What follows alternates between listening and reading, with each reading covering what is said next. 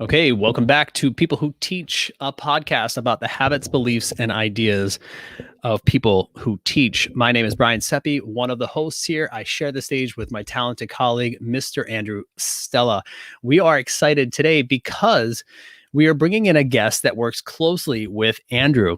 And we bring in Marisa Adams today, and she is currently a first grade all virtual teacher. Her experiences range anywhere from K through 2, including grade 3, also as a classroom teacher.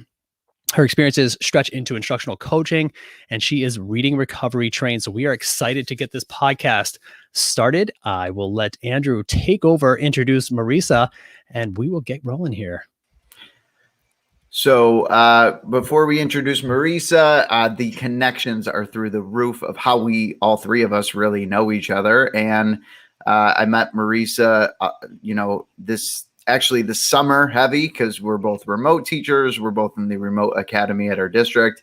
And it's just funny how you build a relationship with somebody and then all of a sudden you know so much about them because you've connected, and that's a Buffalo thing too, of course.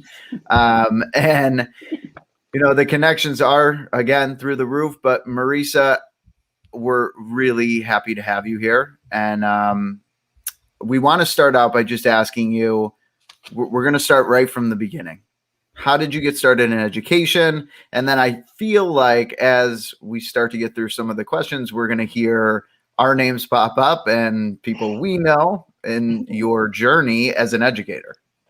Yeah, thank you for having me. I'm so excited to be here. So, the connections in Western New York are crazy. So, I've been everywhere as far as education. I think we all go into teaching for certain reasons, but we all have that common thread of like, we were the ones when we were little that kind of like orchestrated the play, right? So, I'm the teacher, you're the student, I'm the mom, you're the, so, that was always me. And that was, my mom says from a young age, she knew that that was going to be where I was going to end up, that I came home from kindergarten the first week and said, my name is spelled Marisa, and it sounds like Marisa. It should have 2 E's in the middle. So she knew from there, I guess that was the foreshadowing of the literacy part of my career. I graduated in 2004 from Niagara University with my bachelor's. I quickly got on as many sublists as I could to get out there. And oddly enough, I day-to-day subbed for about 2 days and then landed a long-term in Grand Island, which is, close to Buffalo. And even then, things just started happening. One long-term would end and, oh, we have another one. Would you like to stay? Yeah, sure. Oh, this person has to go out for surgery. Would you like to stay? So I ended up staying there the entire school year from October to June, and then did a little TA work there, getting my bearings and learning from other teachers and learning from special educators and literacy specialists. And I went on to work in another district in Western New York. And that's where I really thought that I would be for the rest of my career. I landed this job and it was everything I wanted. And I was getting that big girl paycheck now. It was my first paycheck. I think my first teaching paycheck, I had like 9 cents in my bank account. And just to cash that, I was like, I'm a big girl. I'm a teacher. I'm doing this. And about 5 years in, our district had a huge financial crisis and laid off about 60 educators that year. And my current principal was one of those. So we kind of left together, went our separate ways. I went to Buffalo and got a coaching opportunity. And so, Andrew, I was telling you that, everything that happens, it happens for a reason. It's so cheesy and corny, but it does. I mean, that horrible event in my life of being laid off, it's the worst feeling. And to meet the principal of my new school at a teacher recruitment day. So here I was 5 years in and going to a teacher recruitment day. And, she changed my path. She said, I really think you'd be a good coach. And I had never even thought of it. I spent some time there. And then after a few years there, that's when I came to our current district where I'm teaching with Andrew. So in our current district, I've taught K-3, and then another opportunity, reading recovery, opened up, and it I hate to keep saying that they happen for a reason, but when that job posted, it just happened to be they were looking for someone who was not just reading or literacy certified, but also special ed, which I am. Wow. And I remember I was on maternity leave, and I called and I said, "Can I still interview? I'm on maternity leave." And, yeah, come on in. It was 2 months after I had my son. So I've been in that position since. I believe that was 2016, but this year is different. So this year we just moved from any interventionist in our district, any coach in our district, just went right back to the classroom so we could have small class sizes in person and offer our remote academy to students so that every student could go to school every day in elementary. So that's where I am. Yeah, and I know, Brian, I've talked about this a few times on the podcast and some of the clubhouses we've been in. So our district has done a fantastic job with making sure we started a whole remote academy. There's about, Marisa, 400 and yeah, I think over 400. Yeah.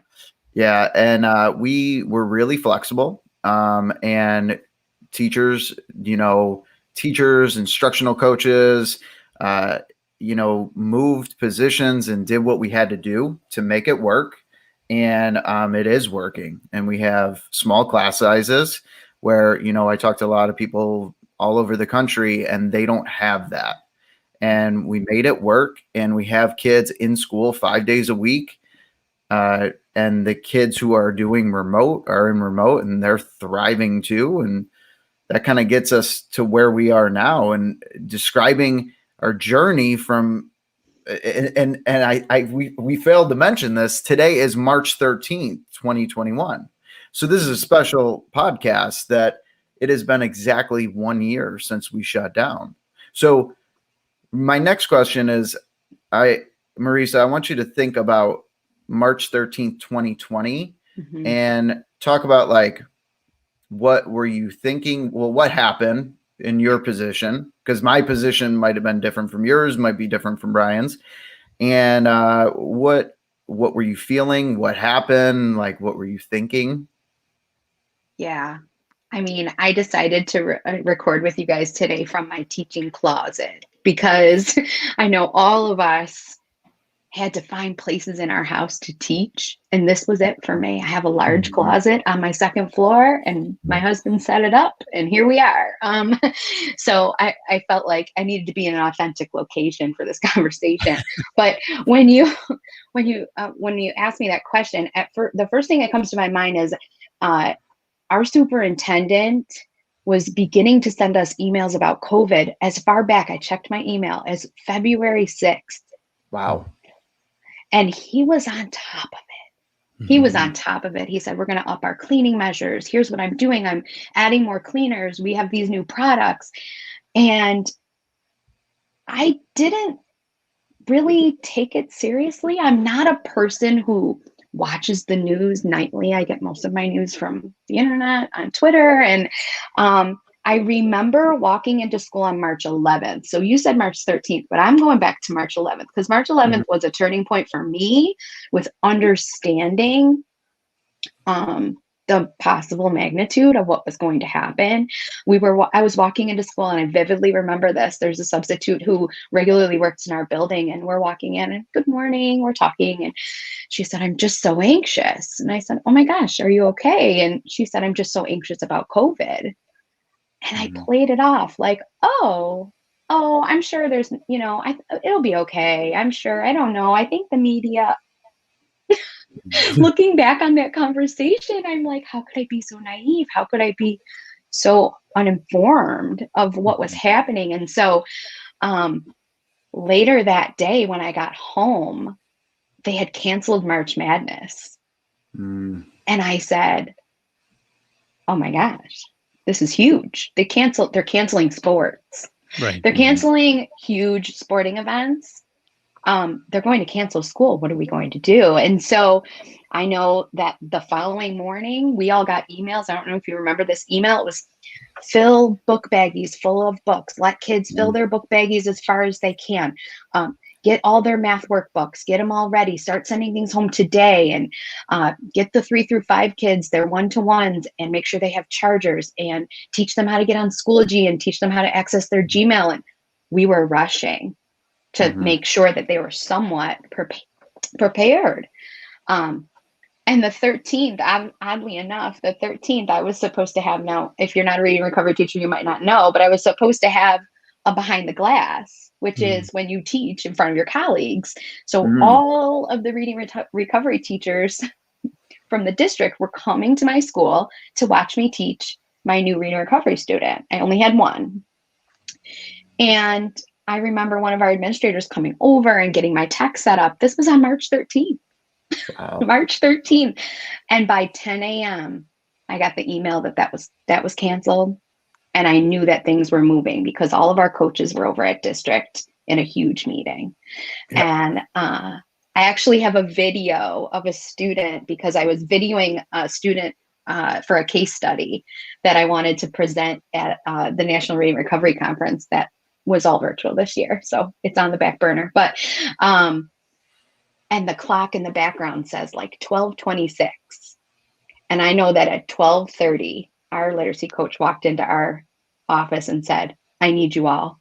Send all these kids back. I need you all.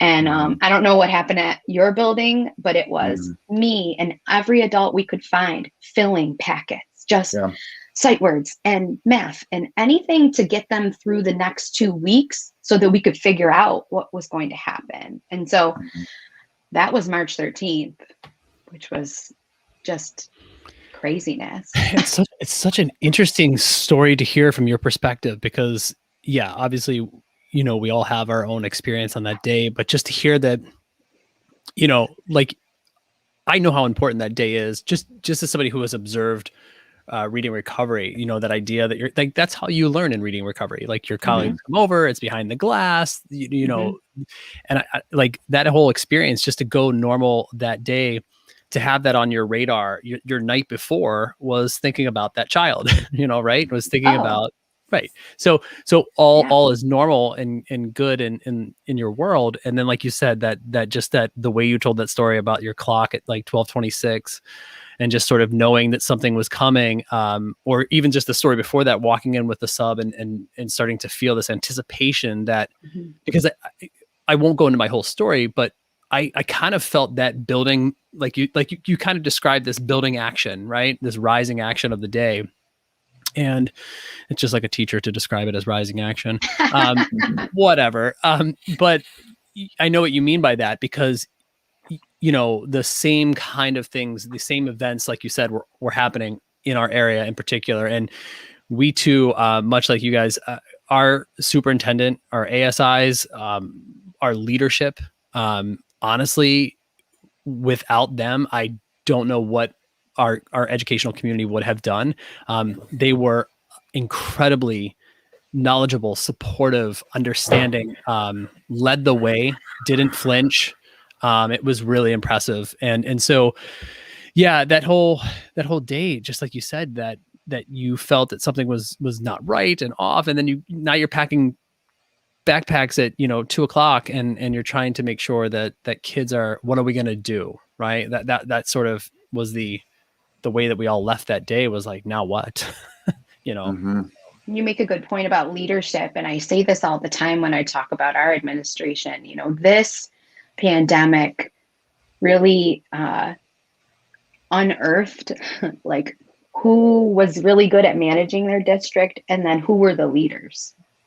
Like, who were the ones when everything fell apart? And I will say, I will praise our district up and down, that how they handled it and continue, and the transparency and the meetings, the Zooms, the parent Zooms, the teacher Zooms,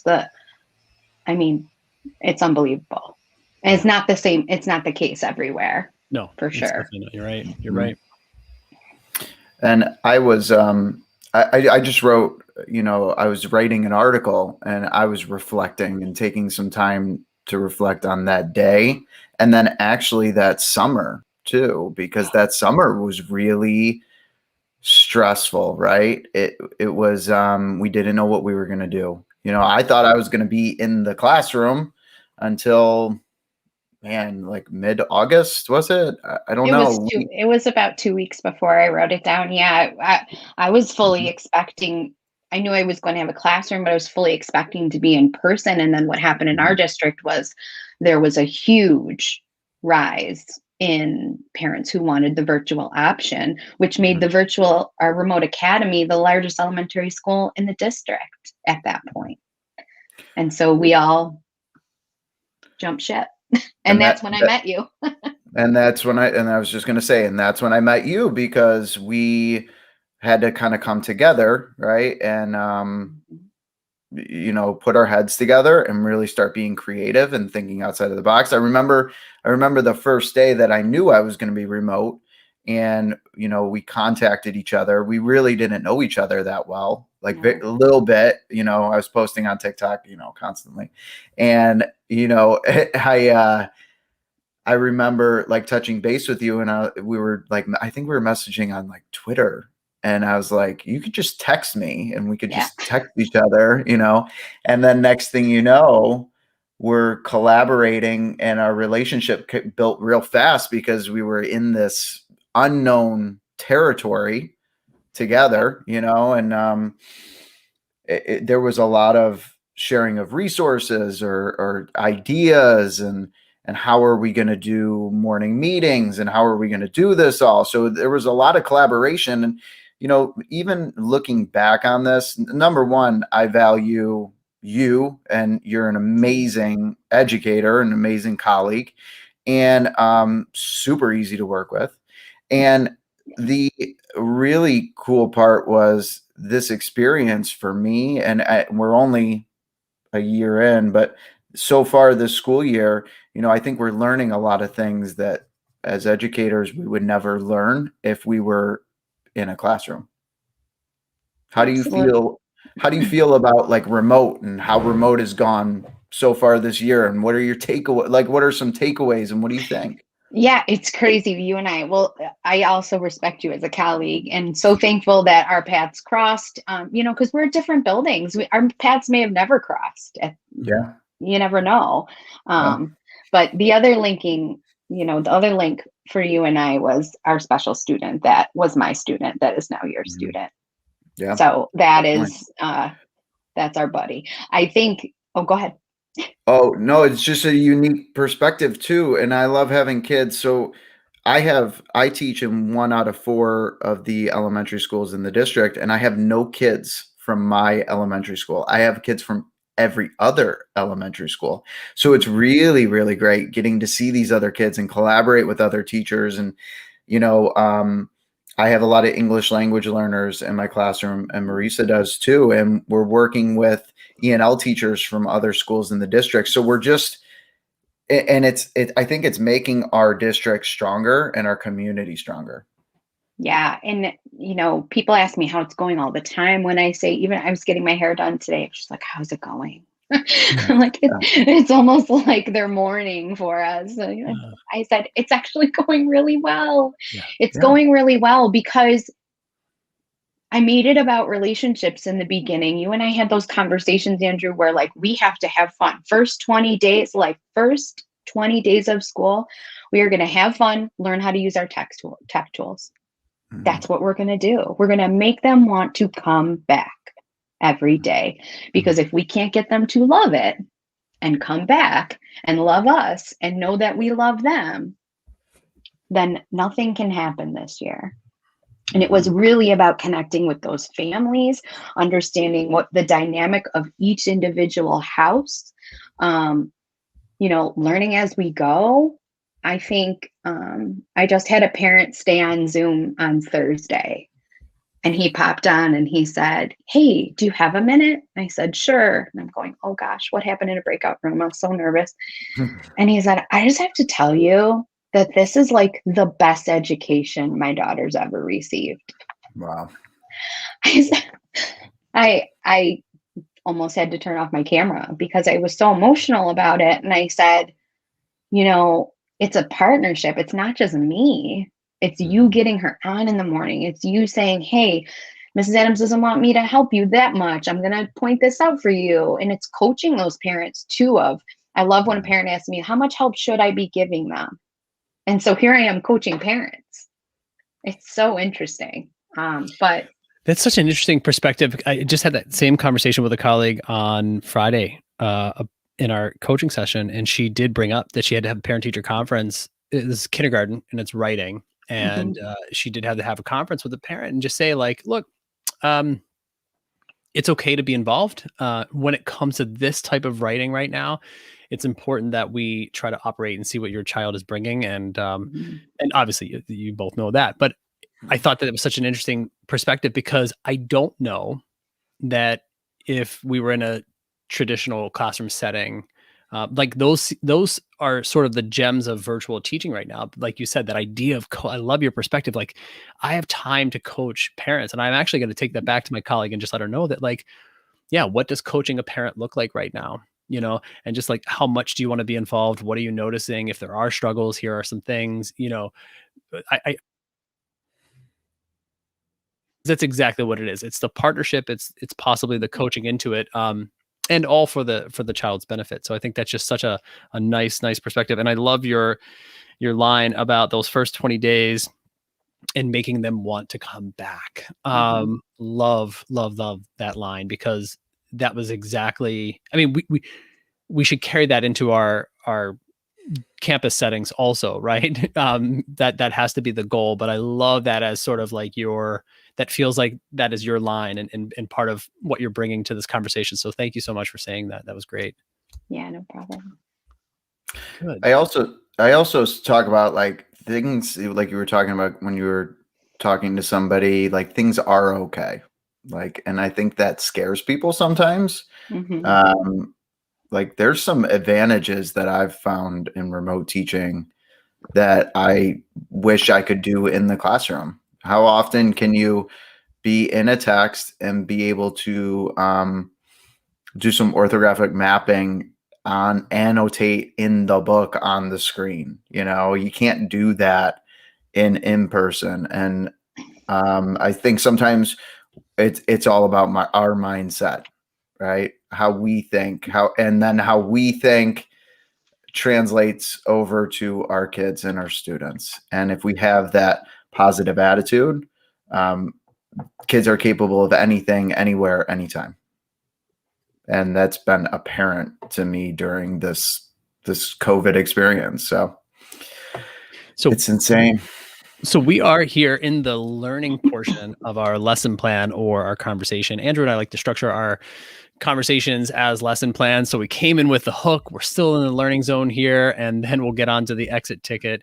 But one of the questions, I'm just going to tweak one of the questions that we had written out for you, because I think more people need to at least hear this perspective. When I worked with my colleague, Melissa Johnson, they were being reading recovery trained. Her and Rob were being reading recovery trained. And I happened to sit in on all of the trainings sort of in earshot, right? So I just like absorbing this training as a literacy coach at the time. And honestly, if I had had the time, it would have been something that I would have pursued too. I feel very strongly about the fact that reading recovery teachers are really like the backbone of like knowledge in our schools. And I just want to hear, how has that background in reading recovery training, like one of the things I often say is like, if all of our early career educators were somehow gifted this reading recovery training, right? If I can take them, I work with Kenesha students right now, early career teachers. If I can give them one gift, I'd say, here, take reading recovery training. Now I feel like you're ready for teaching in a classroom. Like, what are your thoughts on that? How has that served you? How has that training served you? What are you experiencing now when it comes to, because it sounds like you're going to be in this role maybe for this year, and then you're going to go back to reading recovery training or reading recovery in general, possibly. But Yeah, and it could go otherwise. I get that too, but I wonder, how has that set you up for success, hitting the ground running when it comes to your current situation, virtual teaching? Yeah, I totally agree with you. Every primary teacher, every coach, get them reading recovery trained. It's invaluable. I mean, it changed my entire approach to teaching reading. If I could go back to all those times I taught kindergarten and all those times I taught first grade, all the things I would change. And, the thing that reading recovery teaches you is you're not teaching a kid to write, you're not teaching a kid to read, you're teaching this self-extending system. Your prompts, your teaching moves, every second that you interact with that child, you are mapping their brain together. You are connecting those neurons and you're responsible for it. And it's in the moment and it's stressful and it's day to day. There's no planning, there's no long range plan when you're teaching a kid how to read and write. You may have some goals that you want them to reach, but there's no, you do this day and then the next day and then the next day. It's minute by minute. And so creating that self-extending system really taught me that everything we say to kids while they are reading and writing is what we want their brain to say to them when we aren't there. So every prompt can't be a conversation. It needs to be short and sweet and to the point and direct. And it needs to be said over and over and over and over. When I was coaching that parent the other day too about reading, what do I do when she gets stuck on a word? And you say, and she asks me for the word. You say, you try it and you see what happens. Right? The most powerful prompt I have is you try it. Or they read that page and it doesn't look anything like what's on that page, right? And you say, how about you try that again? Or quickly, that's actually too many words. Try that again. It's that direct, just very quick prompting, and just note-taking. I mean, my note-taking on kids, now that I'm reading recovery trained, is pages and pages and pages and pages. And just learning how, and I know that there are classes in colleges now, they're focusing on analyzing running records, but being able to take a running record and analyze it. I mean, did you know how to do that when you left your undergraduate program? I don't remember it. Yeah, I don't remember it. I don't remember it well. I mean, I know we did them, but it was not with the intensity that I think we ought to be in higher ed. Yeah, I think we have a deep responsibility there in higher ed for sure. And not just analyzing the mistakes that they're making, but analyzing how did they go back and self-correct, and oh, wow, what does that tell me about him now? And how did that child's reading sound that day? And what are the little pieces that are missing? And so I feel like leaving my undergraduate program, I was teaching pieces.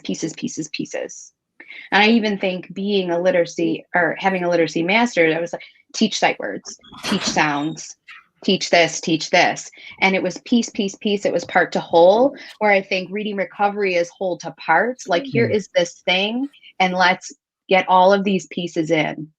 And then also finding the balance, because I know there's a lot out there. I actually experienced it today on Twitter, where I posted something about a running record, and a lot of replies ensued about, is even taking a running record, we shouldn't be doing this, and reading recovery doesn't work for kids. And so I've had to fight that battle too as a reading recovery teacher, because once you get that little, I'm a reading recovery teacher, sometimes you become a target for people that don't think it helps kids. And I would just say too, as a reading recovery teacher, not every intervention does help every kid, because every kid is different. Just like one set curriculum isn't going to reach every kid in your class. You have to find what works for your kid. And Andrew and you and I have had these conversations about science of reading and orthographic mapping and explicit phonics instruction.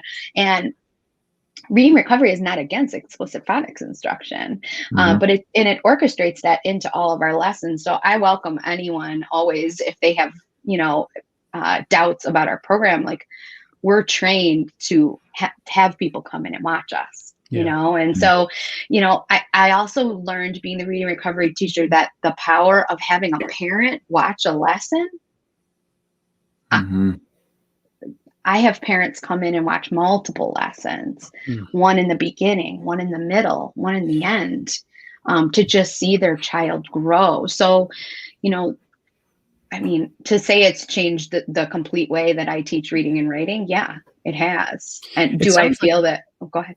I was going to say, it sounds like, you know, I mean, okay, the science of reading, you know, I mean, there's so many debates out there, and to be honest with you, my whole position on all of these debates is like, I'm not going to fight. I'm not going to fight the science of reading. I'm not going to fight.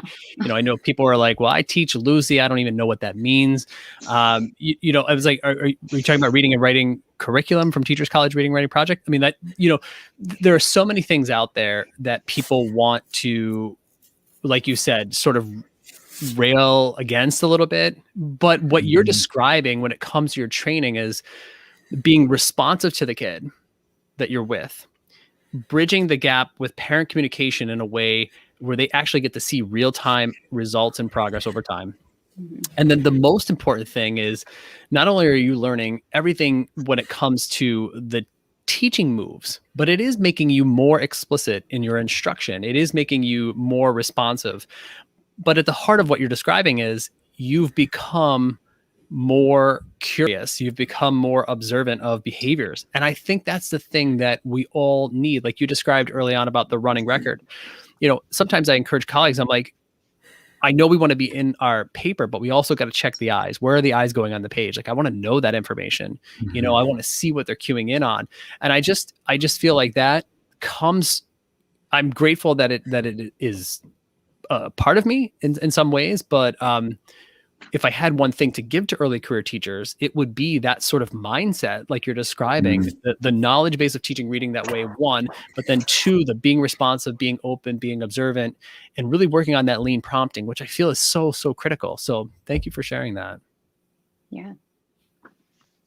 And also, like you were saying, not one program fits every kid. Not one program fits every teacher. And it's our job to explore these different curriculums, explore these different things, and, you know, find different things that are going to work for the kids that are in front of us that year, because we have a very short time with them. And sometimes, you know, if you're reading recovery or you're a special education teacher, you might have long periods of time with this student, but we have to be flexible and try different things with kids.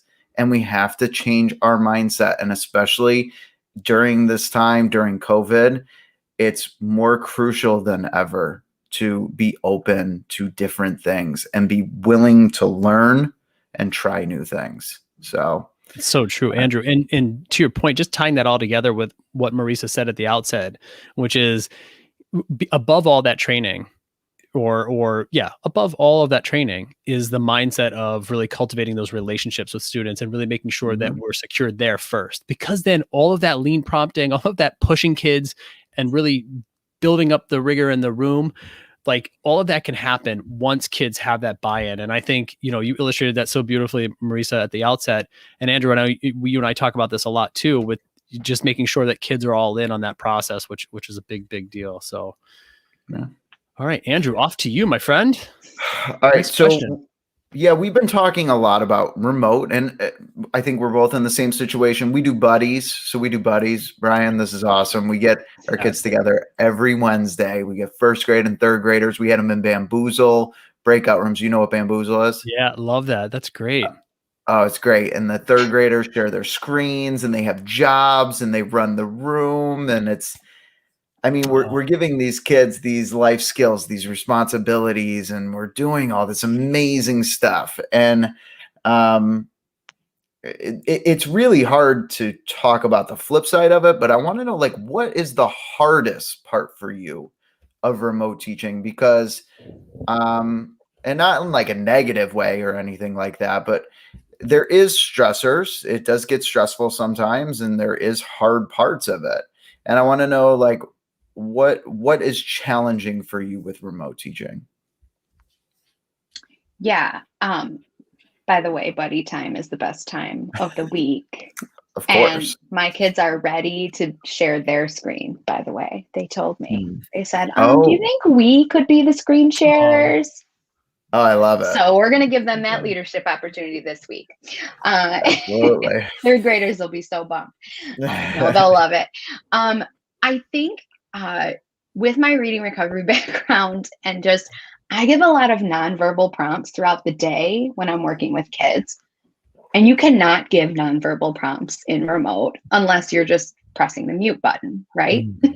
So if I'm reading with a child or I'm writing with a child on Zoom, everything has to be verbal.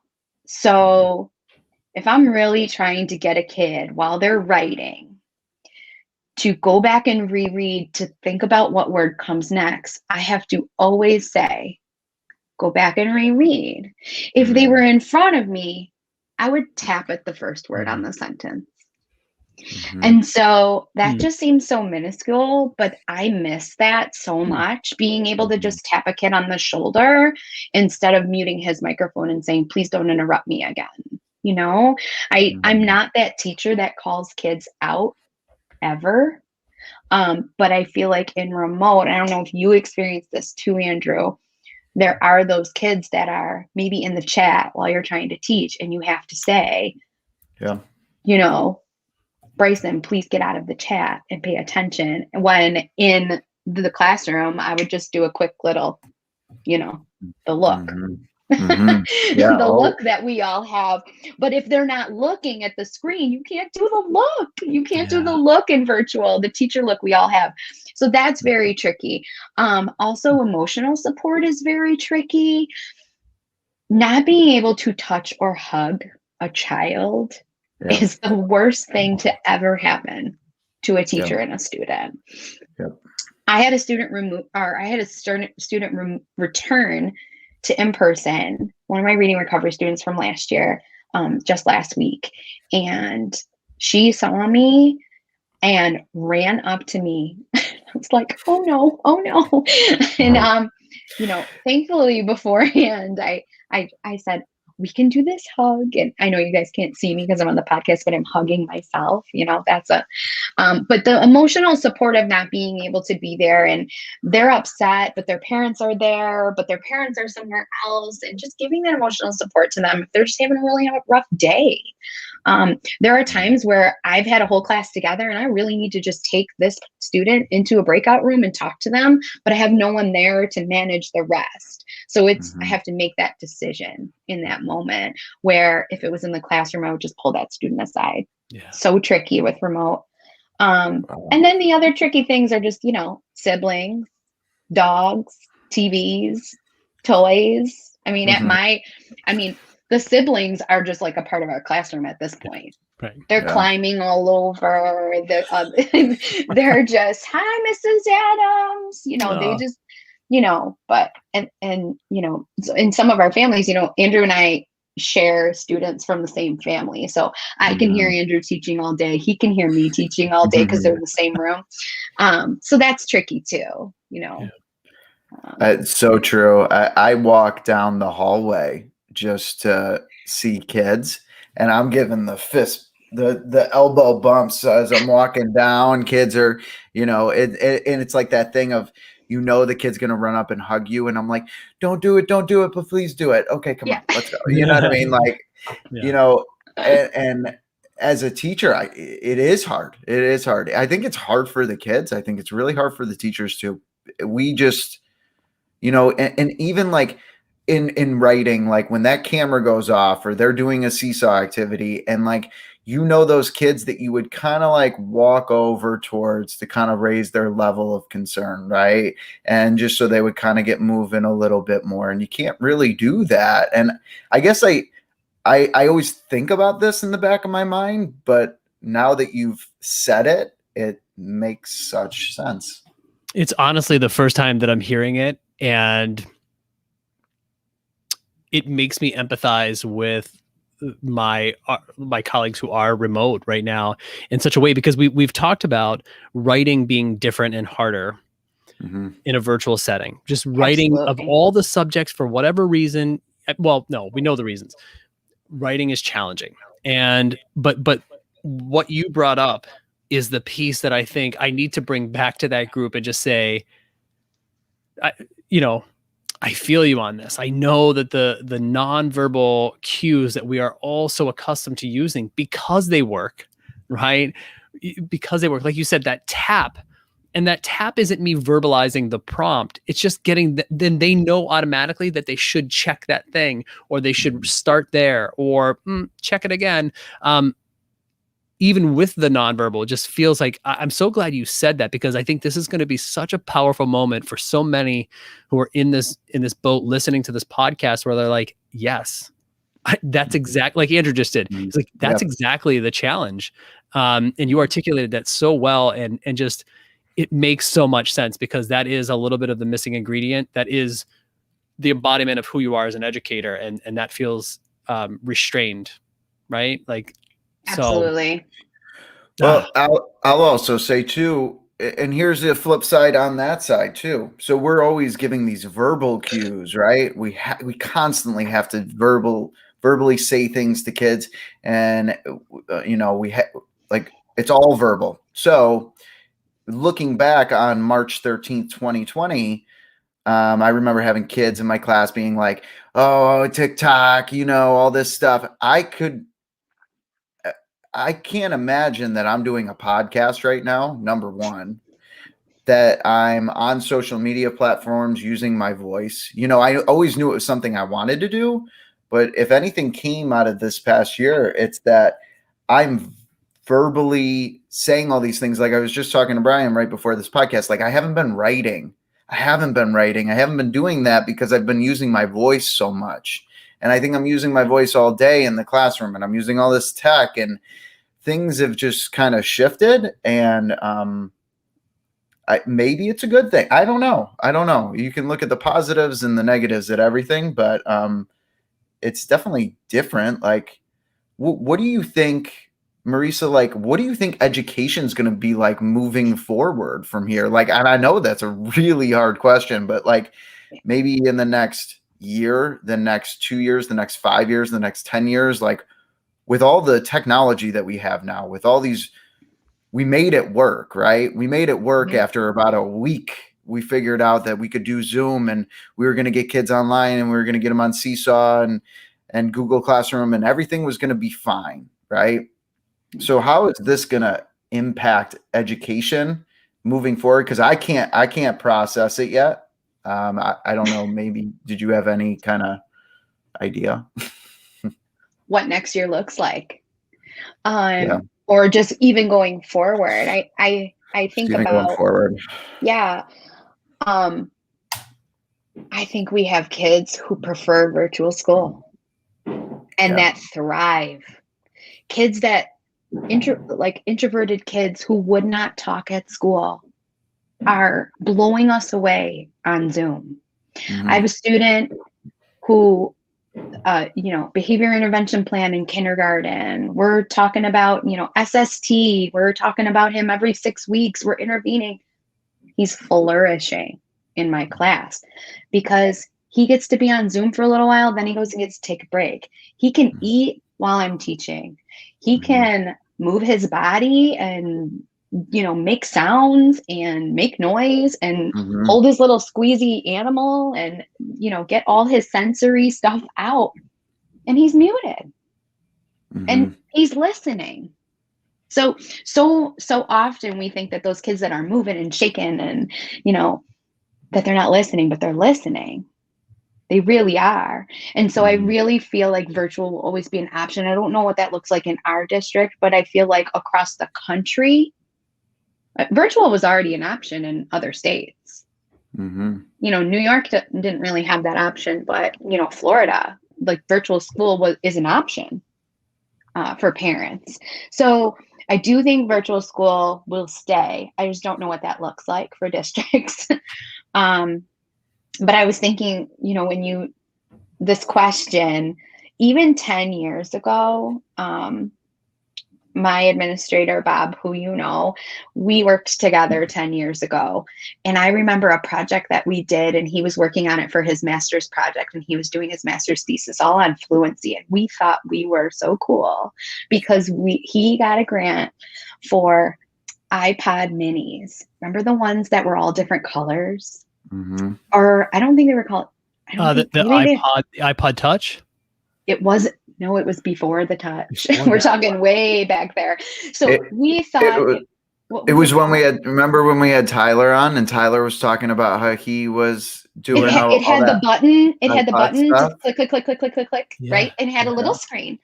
But we used those. We thought we were high tech, like we were cutting edge, using those for like fluency buddies. And when I think about that, was only 10, 11 years ago. And now look what we're doing. Right. I can't even imagine what education will look like in 10 years, tech wise. Yeah, that's so important to, I think there's a lot of speculation, and it depends on what groups of people you're following. And I know there are people trying to make significant change and really make a splash into education. And you're right. I think I'm comfortable saying I'm not sure, but I'm willing to explore. And, like you've said, like you've adapted, like your 10 years ago self is so different. Like you said, like using the devices that you and Robert had, you look at you now, right? Like, look at how far that we've come. So I think you're right. There's another monumental shift coming in the next 10 years. And I love your perspective on virtual is still going to be an option and really should be on the table for some, like you said, that are thriving. And I know there's the flip side of that too. And I want to be sensitive to absolutely our audience and people that are in that boat too, because there are some kids that are really out there who need desperately to be in the care of classrooms like yours, right? And where they can step into that space, know that they can feel that welcoming space in a live environment too. So yeah, I think it's going to be interesting to watch.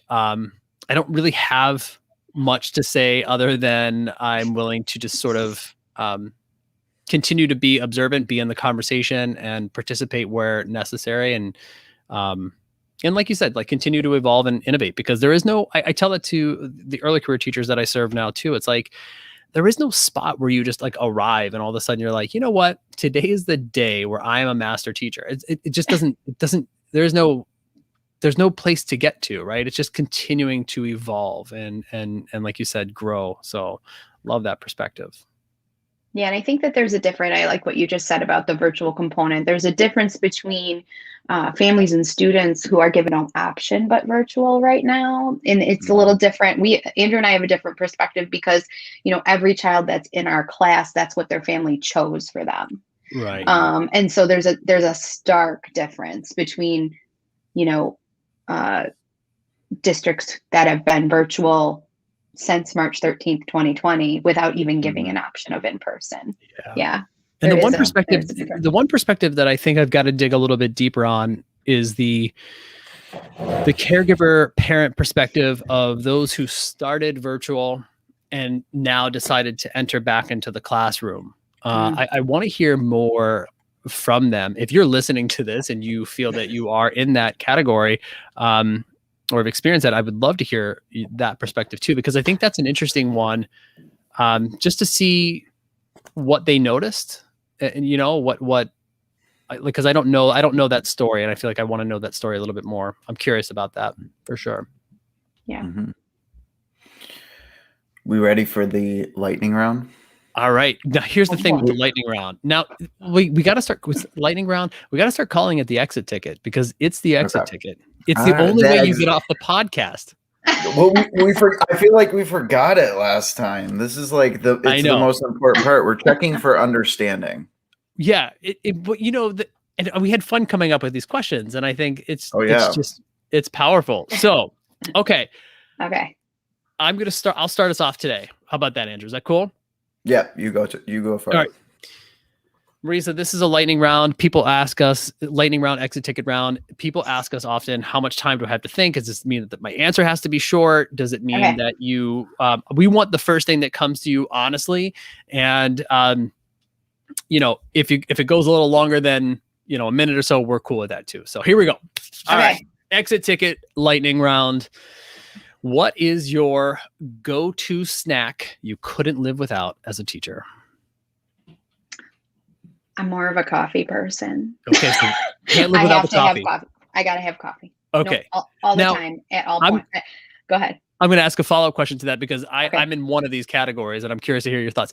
Are you like a get your coffee done before you teach, or are you like a nurse your coffee all the way through like your first couple classes? I'm nursing a cup of coffee. Like Andrew said, we do a lot of talking, so it's like I got to get that in. What I really miss pre-COVID is like when your coworker, maybe you had like a in-person PD and they say, I'm going to stop and get coffee. Can I get you one? Don't you miss that? Like the text on the way in, right? Yeah. I'm in the Tim Hortons line. It's like, I miss that because, as reading recovery teachers, we would have like PD outside and I'm getting the coffee. We just don't have that. So I can't wait for somebody to text me and say, we're going to a live PD. Would you like a cup of coffee? That will make my whole life. You have to share that. That is such a great perspective. You have to tweet that one out. I can't wait. You missed this. Yeah, right. I can't wait. Oh, great. Good point. I feel like there's got to be a follow-up. How do you take your coffee? I'm versatile. I usually do just a little bit of cream, but that's it. I can do black. See, there's a commitment to the coffee. I like that. No matter what condition, it's not like she's going to turn it down. No. Yeah. And then sometimes I want a sweet coffee and I get like a caramel macchiato or something. Brian, what about you? I feel like this is an interesting topic where we all have to know this about people that you're close with. How do they take their coffee? Yes. Yeah, I am. I for a while there, I was getting my coffee at Starbucks. I love dark roast coffee, and so I have now spoiled myself each week. I have no hesitation in buying the Starbucks French roast, dark roast, and I brew it here in my house, and I take it black and I nurse it until about 11. So I am a dark roast black. Done. Nice. That's it. Always black. I recently discovered, and I don't know if this is a thing, it's just Cafe Bustelo. Have you ever had that coffee? No, you're supposed to mix those two, right? Like with the some people take it like one scoop of that plus. I haven't done that. I literally can't drink any other coffee now. Oh. It's probably not a good thing, but they have it at Aldi. So now you're brand committed? Yeah. I feel like I'm brand specific now when it comes to coffee. It's very weird. It's very weird. These exit tickets, we really do need to stop calling it a lightning round because we always get lost in the conversation when we do it. We're like, what? I know. But like you said, you have to know what kind of coffee. You have to know your colleagues' coffee order so that you can bring them the coffee. Here's the deal. We're speaking to Marisa's colleagues on campus right now. If you're listening to this, you should be listening to it, right? Number one. Number two, if you're not showing up with the exact right coffee, that's a big deal. So no need to text her. Now you know. Yeah, just bring it. Now you know. All right, here's the next one. 3 items in your workstation. Now this is going to be hard because you're a remote teacher, and I just Amazon ordered 3 brand new ones, right before we got on this podcast. So I'll send them to you. I'll show you what I got. But 3 items in your workstation that you must have, period, done. This year, remote, definitely my gooseneck that holds my iPad for my doc cam. That's hands down primary. You have to do shared writing, interactive writing, put a book under it. Any situation, I have it right next to me, my vowel charts, which are every student of mine has their little vowel packet. And I'm going to tell you something. The key to reading and writing success is knowing those vowels. So short vowels, long vowels, and all of them. We didn't even get into instruction conversations, but that's something I can't do without now.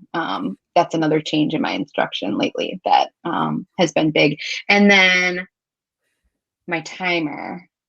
So my little It's a timer that moves and shows how much time you have left in a color. Because I get very distracted. So I put this right next to my teaching station. So right next to it makes that beep when the time is up. So it's a good one. I love that you have it with you too. I do. That's great. It was in my bag. That is fantastic. I love that. That is so good. So good. Okay. Next question. In the exit ticket round here, what is one thing you need to be doing more of? Unplugging. I'm plugged in all the time. Yeah. All the time plugged in. So it's my job to be plugged in. And then when I get home, it's my job to go over student work while I'm plugged in. And then I find that when I want to just relax, I go to TikTok, Twitter, Instagram, so just unplugging, I think is what I need to do. Yeah, that's so unplugging important. More. Are you doing like blue light blockers and everything like that too? Yes. Yeah. I mean, yeah. You have to a degree, right? At some portion of your day, you got to put them on. Yeah. Yeah, you have to, and take a break. Like even on my breaks, I try and close the computer, take a walk around the school, that kind of thing.